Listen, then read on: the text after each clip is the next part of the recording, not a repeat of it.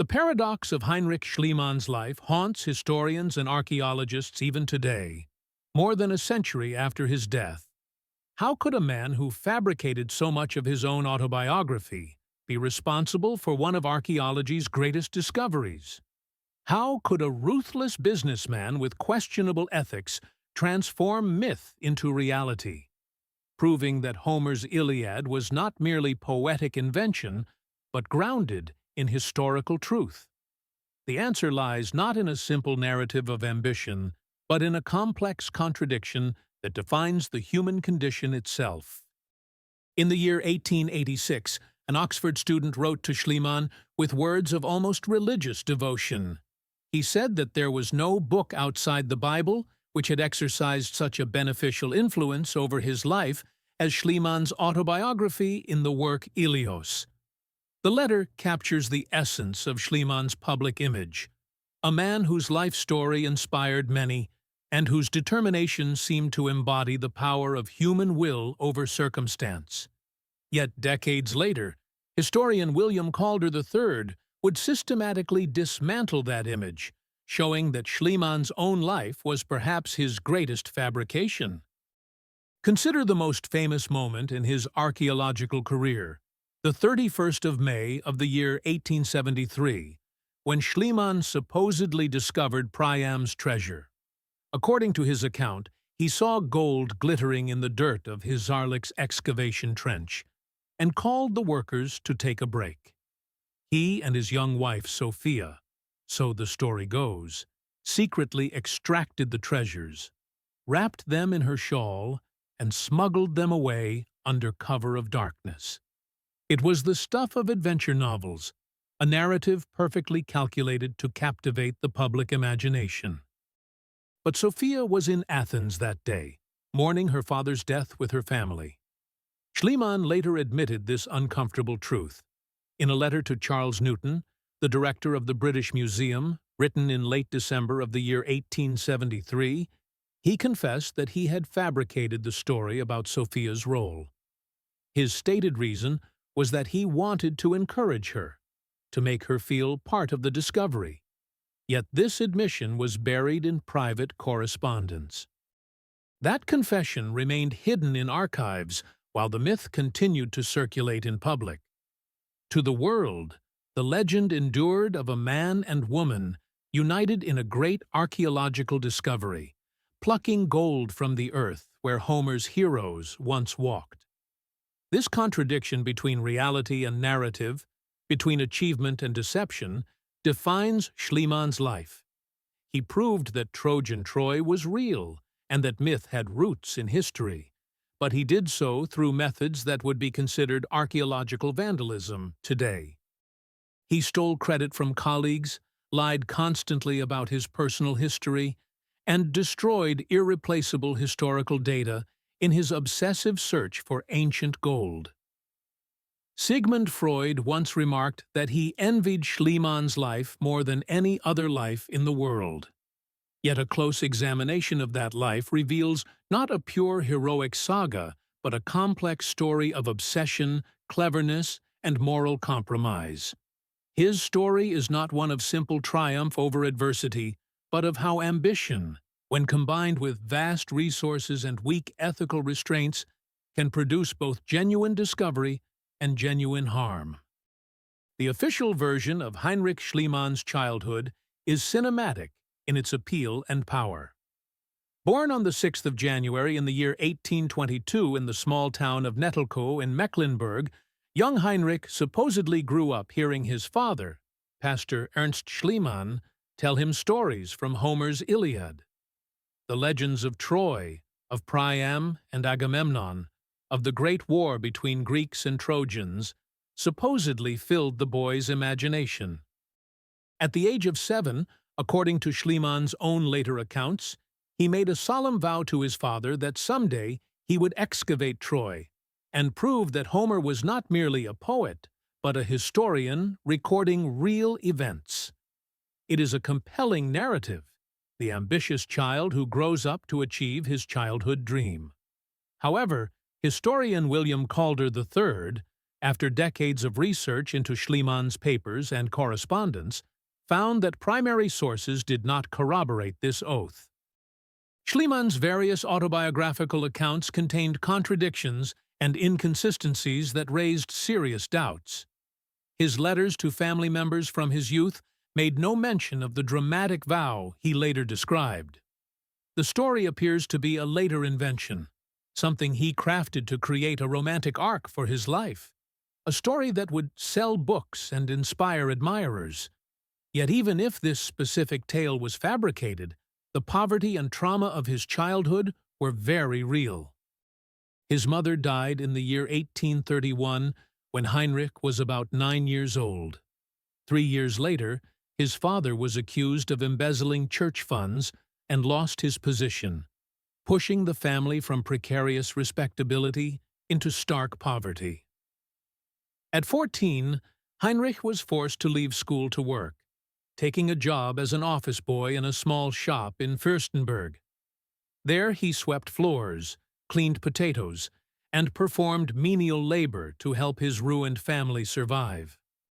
It was in this shop that Schliemann claimed to experience a formative moment that changed his life. One evening, a drunken miller entered the store and began reciting passages from Homer's Iliad in ancient Greek. Schliemann later wrote that he wept at the sound, unable to understand the words, but deeply moved by their rhythm and mystery, and he asked the miller to repeat the verses several times.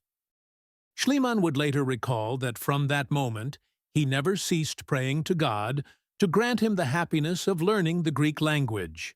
Whether the incident occurred exactly as described matters less than what it reveals about his mind. Here was a boy trapped in poverty, surrounded by the mundane, who experienced a moment of transcendence through ancient language and literature. That encounter, embellished or not, became his psychological escape route. At 17, Schliemann suffered a serious physical injury that forced yet another reinvention. While working in a shop in Fürstenberg, he ruptured a blood vessel trying to lift a heavy barrel of oil, an injury severe enough that he could no longer perform hard physical labor. Unable to continue as a shop assistant, he enlisted as a cabin boy on a ship sailing to Venezuela, seeking a new path. The voyage turned into another dramatic episode tinged with later mythologizing. The ship wrecked off the coast of the Netherlands, and Schliemann claimed that his personal possessions were the only luggage to survive the wreck, earning him the nickname Jonah from the crew. He later wrote that he felt as though a voice on the beach whispered that the tide in his earthly affairs had turned. Even if that inner voice is a literary invention, the shipwreck itself was real and left him stranded in Amsterdam with almost nothing. After the wreck, he found his way into employment at a trading company in Amsterdam. Here a different side of Schliemann emerged, not the romantic dreamer, but a ruthlessly effective businessman and obsessive linguist. He began teaching himself languages with a systematic intensity, reading aloud for hours, copying texts by hand, and memorizing large passages while seeking native speakers to correct him. Within about 6 months, he had achieved fluent or near-fluent command of English, and then turned to French, Dutch, and Russian with the same relentless method. By his middle 20s, he had gained proficiency in roughly 15 languages, using them as tools rather than ornaments. Speaking Russian, he was sent as an agent to St. Petersburg, where he began building his first great fortune through trade. In Russia, he dealt in indigo, saltpeter, sulfur, and metals, learning to move goods across borders and wars. During the Crimean War in the 1850s, he profited enormously as a military contractor supplying the Russian army. In the year 1852, he married Ekaterina Lishina, the daughter of a wealthy Russian businessman, a marriage that gave him respectability and connections, but little happiness. His private writings suggest that the marriage was deeply troubled and that he treated Ekaterina harshly. Nevertheless, the union produced 3 children and anchored him socially in St. Petersburg. But even as his wealth grew, another obsession battled for dominance in his mind: his passion for languages and for the ancient world. In a letter to his aunt in the mid-1850s, he confessed that his terrible passion for languages tormented him day and night, and had for years been in bloody struggle with 2 other passions: miserliness and greed. In the early 1850s, driven by curiosity and family matters, he traveled to California during the gold rush. There he established a bank in Sacramento, buying gold dust and working as an agent for the powerful Rothschild banking house. This second fortune was accumulated quickly, and by the early 1850s, he returned to Russia with his wealth greatly increased and with a new sense of possibility. During the American Civil War in the early 1860s, Schliemann made a third fortune by trading cotton, tea, and other goods, exploiting the disruptions of war. By the year 1864, at about 42 years of age, he had sufficient wealth to declare himself retired from business.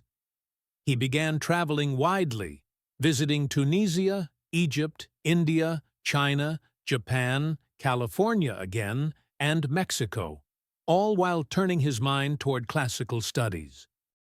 In the year 1866, he registered as a student at the Sorbonne in Paris to study classics, though his education remained that of a brilliant self-taught man.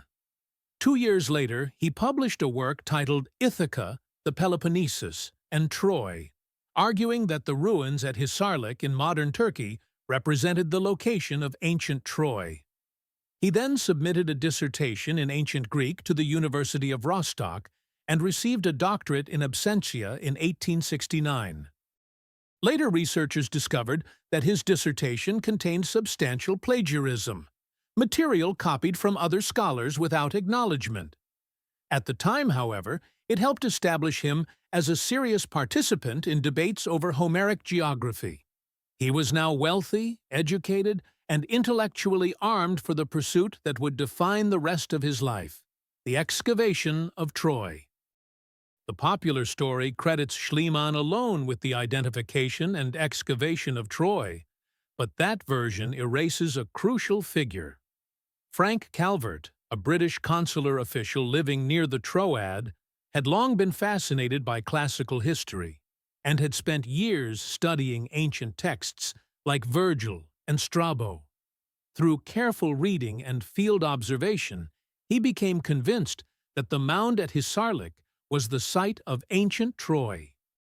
Calvert began small-scale excavations at Hisarlik in the 1840s and 1850s, but he lacked the money for large operations. When Schliemann arrived in the region in the late 1860s with immense wealth and a burning desire to find Troy, Calvert saw an opportunity. The 2 men connected, and Calvert freely shared his theory that Hisarlik, not other proposed sites, was the true location of Homeric Troy.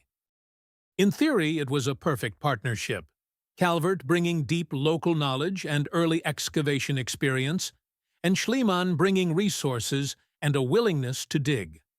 In practice, the relationship soon soured.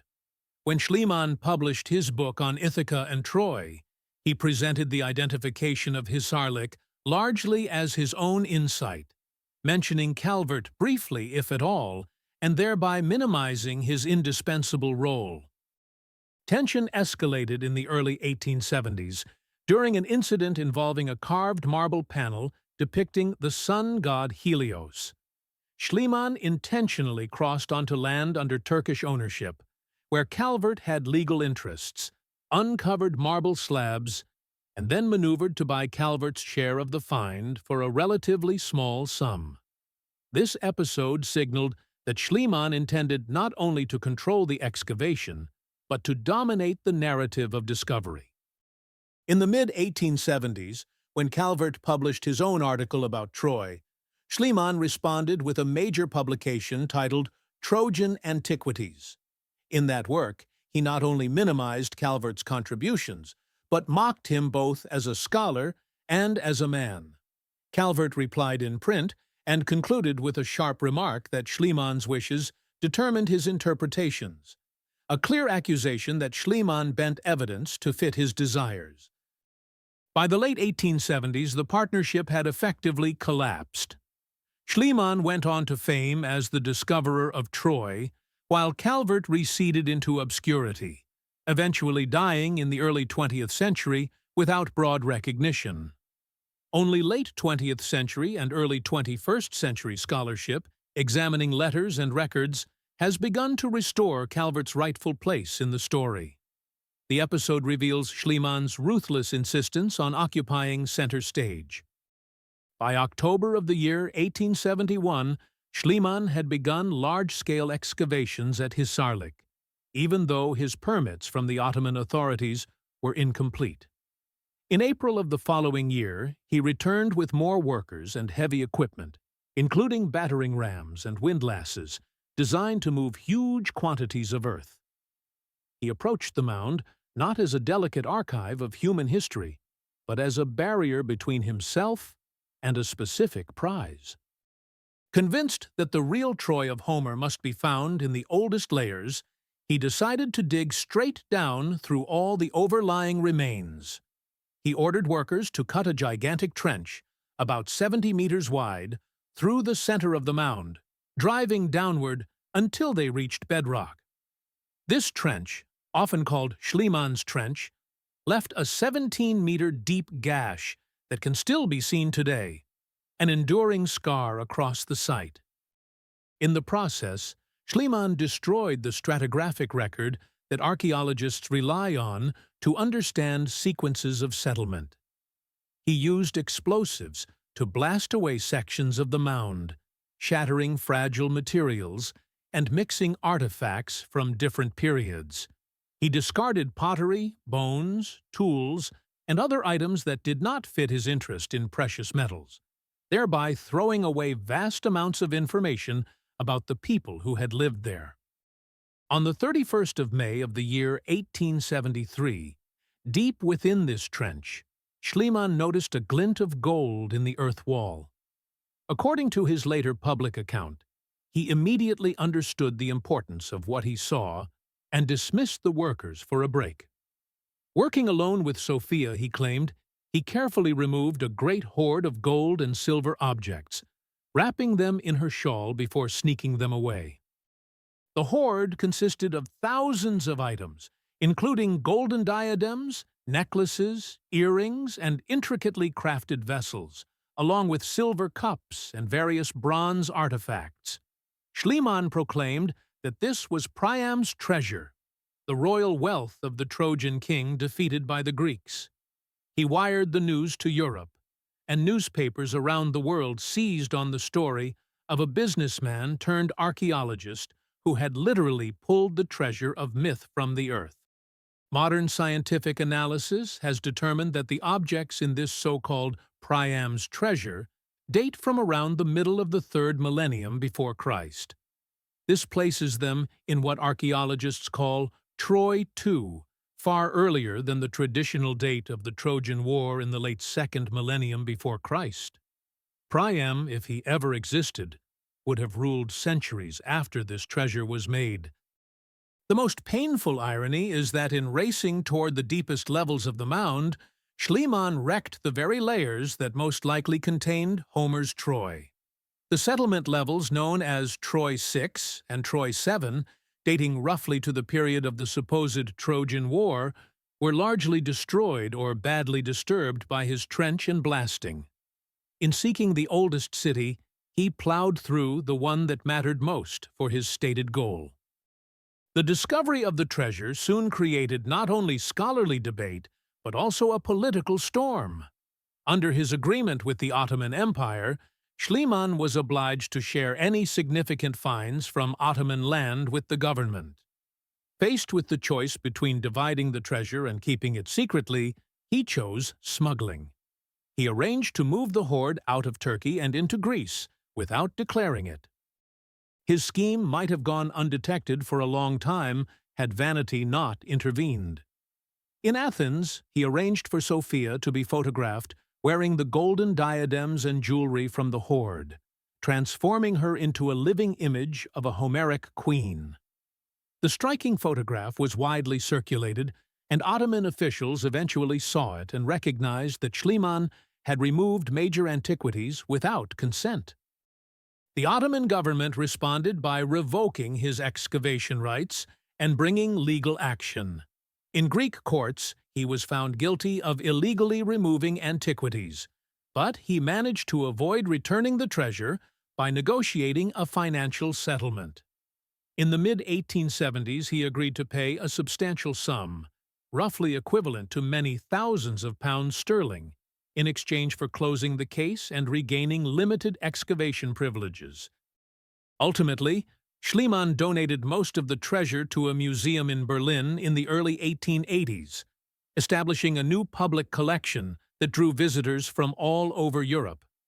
During the Second World War, the collection disappeared amid the chaos and destruction, and for many years it was assumed lost. Only later did it emerge that Soviet forces had removed the hoard and stored it in Moscow. Today, the gold that Schliemann once believed belonged to King Priam is displayed in the Pushkin Museum in the Russian capital. It is an extraordinary twist of history that the treasure of Troy, removed from Ottoman lands by a German excavator, donated to a German museum, then seized by Soviet troops, has become part of Russia's cultural holdings. None of this would have surprised Schliemann in its complexity, but he would likely have hated not having the last word on its fate. After the turmoil at Troy, Schliemann turned his attention to another place of legend, Mycenae, the palace of Agamemnon in Homeric tradition.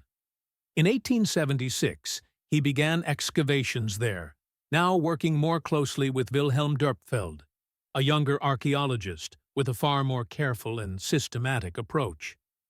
Together they unearthed a series of shaft graves containing remarkable riches that would revolutionize knowledge of Bronze Age Greece. Among the many finds were several golden funerary masks shaped to cover the faces of the dead. One mask in particular, with finely rendered features and a distinctive beard, caught Schliemann's imagination. Convinced that he had found the grave of Agamemnon himself, he sent a triumphant telegram to the king of Greece, announcing that he had gazed upon the face of Agamemnon. The phrase raced through newspapers and cemented the mask's fame. Modern scholarship, however, dates this mask to around the 16th century before Christ, several centuries earlier than the likely time of the Trojan War. The mask belonged not to Agamemnon, but to an earlier Mycenaean ruler whose name is lost. Yet the label Mask of Agamemnon has stuck, a testimony both to Schliemann's talent for storytelling and to the public's hunger for simple identifications, even when they are historically inaccurate. Schliemann's work at Mycenae and later at Tiryns did reveal a sophisticated palace culture with monumental walls, complex architecture, and rich grave goods. These discoveries helped establish that there had been a powerful Bronze Age civilization in Greece that could have formed the backdrop for Homer's stories. But his eagerness to equate specific artifacts with specific legendary figures, such as Agamemnon, reflected the same interpretive flaws seen at Troy. He did not merely want to show that some historical reality lay behind Homer.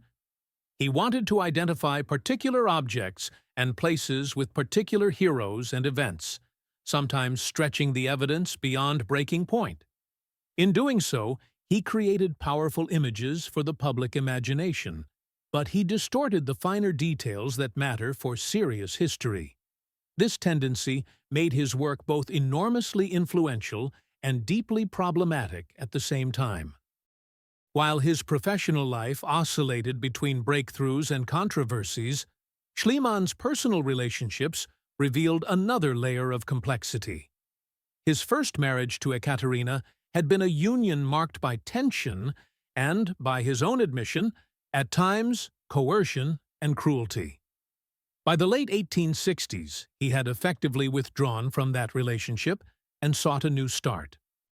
Determined this time to align his marital choice with his classical ambitions, he asked his Greek teacher, Bishop Theoclit Vimbos, to find him a suitable bride. His criteria were explicitly romanticized and cultural. A dark-haired Greek woman in the Homeric spirit. The bishop presented 3 photographs of potential candidates, and Schliemann chose the 17-year-old Sophia Engastromenou from a once wealthy Athenian family that had fallen into financial difficulty. Their first meeting was part examination and part interview. Schliemann asked Sophia to recite from Homer's Odyssey, which she did fluently, and quizzed her on the date of Emperor Hadrian's visit to Athens, which she answered correctly. Finally, he asked why she was willing to marry him, and she replied with disarming honesty that her family was poor, no man would accept her without a dowry, and her parents had told her that he was rich. Schliemann reportedly left in shock and confusion after that blunt answer, but overnight he reconsidered. The next day, he returned to Sophia's parents and proposed. They married on the 24th of September in 1869, with a 30-year age gap between them. The marriage combined financial necessity, cultural aspiration, and Schliemann's desire to build a Homeric domestic image around himself. Over time, Sophia became more than a symbolic wife. On the excavation at Troy, she learned to oversee workmen and to manage sections of the trench. Schliemann credited her with writing reports in Greek on the progress of the digs, something quite unusual for a woman of that era. His desire to portray her as an archaeologist in her own right partly motivated the fabricated story of her helping to recover Priam's treasure. The famous photograph of Sophia wearing the golden jewelry and diadem from the treasure became one of the most reproduced images in the history of archaeology. In that portrait, she appears as a living embodiment of Helen of Troy, or a Homeric princess, her hair and head encircled by ancient gold. The image helped sell Schliemann's story to the world, even though it concealed the fact that she had not been present at the treasure's actual discovery. After Schliemann's death, Sophia continued to play a public role in defending and promoting his legacy. She edited his autobiography, published in the early 1890s, choosing not to correct the many embellishments and inaccuracies that later scholars would uncover. She also invested in charitable projects in Athens, including a tuberculosis sanatorium that grew into a major respiratory hospital, and she remained a respected figure until her death in the early 1930s. For many decades after Schliemann's death, his carefully crafted image as the brilliant discoverer of Troy went largely unchallenged in public discourse. He appeared in textbooks and popular histories as the self-made millionaire who believed in Homer when no one else did, and who turned myth into fact by uncovering Troy's ruins. The nuances of his methods and the moral questions around his behavior were mentioned only occasionally, if at all. That began to change in the late 20th century, as scholars undertook detailed investigations of his life and work. William Calder III led the way, piecing together multiple versions of Schliemann's stories from letters, diaries, publications, and official records. He found that many of the most famous episodes in Schliemann's autobiography had changed over time, growing more dramatic and more convenient for the narrative with each retelling. Calder demonstrated that Schliemann's supposed presence in California on a particular Independence Day was chronologically impossible. He showed that meetings with important political figures, such as President Millard Fillmore, were either undocumented or implausible. He exposed the plagiarized content in Schliemann's doctoral dissertation and established beyond doubt that Sophia had not been at the scene of Priam's treasure. Other scholars, such as David Trail and Robert Coles, expanded on Calder's findings. Trail examined excavation records and demonstrated how Schliemann's interpretive leaps often ignored contrary evidence or inconvenient artifacts. Coles reconstructed the relationship between Schliemann and Calvert, showing how Schliemann sidelined and ridiculed the man who had first identified Hizerlich as Troy. Together, their work painted a picture of a man whose achievements were real, but whose narratives about those achievements were often unreliable. At the same time, archaeologists studying Hizarlik and other sites that Schliemann had excavated grew increasingly vocal about the damage his methods had inflicted. They emphasized that while he had drawn the world's attention to these sites, he had also destroyed much of the very evidence that later scholars needed. His trench and his use of blasting were not just imperfect by modern standards, but catastrophically harmful to the archaeological record. As a result, Schliemann's name became a staple of archaeological training as an example of what not to do. Students learned that context in archaeology is as important as the objects themselves, that the exact position and layer of a find can contain more information than the artifact's intrinsic value. They were taught that an archaeologist must resist the temptation to rush toward spectacular discoveries at the cost of systematic documentation. Yet, even with all these criticisms, the basic fact remains that Schliemann did locate Troy at Hizerlich and did reveal Mycenaean sites at Mycenae and Tiryns. He cracked open a forgotten Bronze Age world that later, more careful scholars would continue to explore. Without his efforts, flawed as they were, the history of archaeology might have taken a very different course, and public awareness of Homeric archaeology might have remained narrow for much longer. During the last decade of his life, Schliemann continued to dig, often side by side with Wilhelm Dörpfeld, whose influence gradually improved the field methods employed. But the irreversible harm done to Troy's stratigraphy could not be undone. The layers he had blasted through were gone forever, along with the subtle data they contained about the city's development, destruction, and rebuilding. Schliemann's health deteriorated in the 1880s, particularly due to ear problems that may have been linked to circulatory issues or previous small strokes. Nonetheless, he remained restless and driven, traveling and planning new work even when advised to slow down. He was not a man who knew how to retire, either from business or from his archaeological quest. On the 26th of December in the year 1890, Heinrich Schliemann died in Naples at the age of 68. Contemporary reports suggest a stroke or related vascular event as the likely cause. Obituaries around the world hailed him as the discoverer of Troy and a pioneer who had transformed archaeology, reflecting how deeply his own narrative had shaped public opinion. Accounts suggest that shortly before his death, Schliemann admitted that he might have misidentified some of his finds and misinterpreted certain evidence. Even so, these late confessions fell short of a full reckoning with his fabrications and the ethical issues surrounding his work.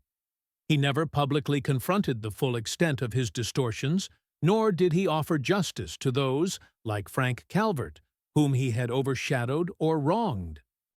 After his death, Sophia became the primary guardian of his reputation. By publishing his autobiography without correcting its exaggerations, she helped cement a heroic image that would dominate much of the 20th century. At the same time, she carved out her own legacy as a benefactor in Greece and as a figure who, despite being used in her husband's myths, also contributed genuinely to the cultivation of classical heritage. Today, when historians and archaeologists speak of Heinrich Schliemann, they do so with a mix of admiration and unease. On one hand, he changed the world's understanding of the ancient Aegean. He demonstrated that cities like Troy and palaces like Mycenae were not mere figments of poetic imagination, but had physical counterparts. That contribution alone justifies his importance in the history of archaeology. On the other hand, his destructive methods, his systematic misrepresentations, and his appropriation of others' work represent serious failings. He did not simply make honest mistakes. He shaped stories to support his desired image and allowed those stories to stand uncorrected even when evidence contradicted them. In doing so, he blurred the line between discovery and self-promotion. The question of how to judge Schliemann's legacy does not admit an easy answer. If we focus solely on the outcome, we see a man whose belief in ancient texts led to the confirmation of real Bronze Age sites. If we focus on the process, we see someone whose practices would today be condemned in both scientific and ethical terms. The tension between these two views is what keeps his story compelling. In a broader sense, Schliemann's story illustrates how powerful narratives can be in shaping collective memory. The image of the self-made millionaire who believed in Homer, learned 20 languages, retired early from business, married a Greek beauty, and dug up Troy fits perfectly into a 19th century ideal of romantic genius. That image persisted because it appealed to people's desire to see history as a series of heroic stories. Yet beneath that polished narrative lies a more human and more troubling reality. Schliemann was a man who, as he himself admitted, was torn between greed, acquisitiveness, and a consuming love of languages and antiquity. His life was a battlefield where these passions clashed, sometimes producing greatness, and sometimes causing harm. Recognizing this complexity does not diminish his story, it makes it more real. The gold that he named Priam's treasure now resides far from the ruins of Troy, in glass cases in Moscow, where visitors marvel at its craftsmanship and beauty. Few of them know the tangled path that brought it there, from an Ottoman hillside to a German museum, to wartime hiding, and then to Soviet vaults. Fewer still know the full truth of the man who first pulled it from the earth and wrapped it, not in his wife's shawl, but in the myths he spun about himself. Heinrich Schliemann believed in myth, and, through a combination of insight, obsession, and questionable methods, helped show that myth can have a core of historical reality. At the same time, he created a personal myth that for many years overshadowed the truth about his actions. In the end, he became part of the same cycle he had set out to break, a legendary figure whose story must be carefully excavated to separate fact from fiction.